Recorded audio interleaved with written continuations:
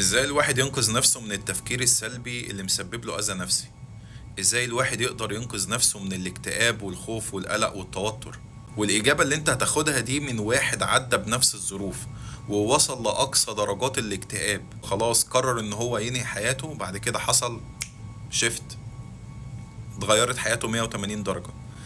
وده اللي هنعرفه النهارده في ملخص كتاب ذا باور اوف ناو لايكهارت تول.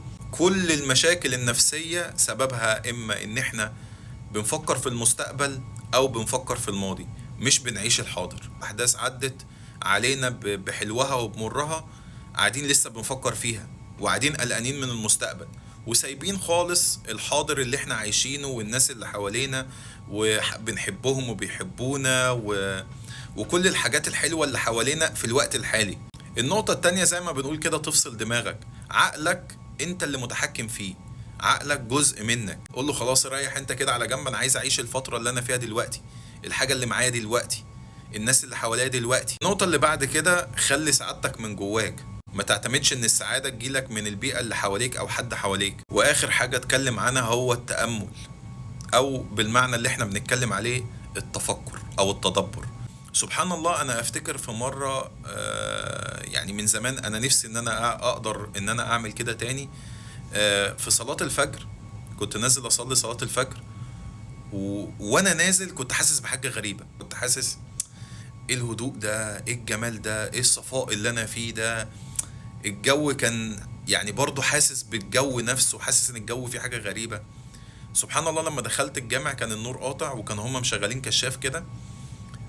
برضو لما دخلت الجامع حسيت بحاجة غريبة. لما الإمام قال الله أكبر بسم الله الرحمن الرحيم، دخلت في حالة من الخشوع غريبة. فاهم قصدي؟ الإحساس ده، الفصلان أو التأمل أو التفكر والتدبر العميق ده، ده اللي هيطلعك من أي إحساس نفسي سلبي أنت بتعدي بيه. يا سيدي خليك مثلا لو أنت قاعد على البحر فصلت دماغك، أنت هتحس بشعور غريب قوي.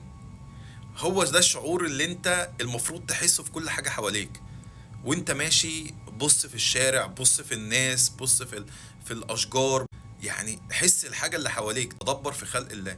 كتاب جميل، فكرته بسيطة، هيحاول يخرجك بره الافكار السلبية والاكتئاب والاحباط بكم نقطة بسيطة هلخصهم لحضرتك على طول. يبقى اول حاجة، فكر في دلوقتي، ملكش دعوة بالماضي والمستقبل. تاني حاجة، افصل عقلك من التفكير. تالت حاجة، خلي سعادتك من جواك مش من البيئة. رابع حاجة، التأمل او الخشوع والتفكر.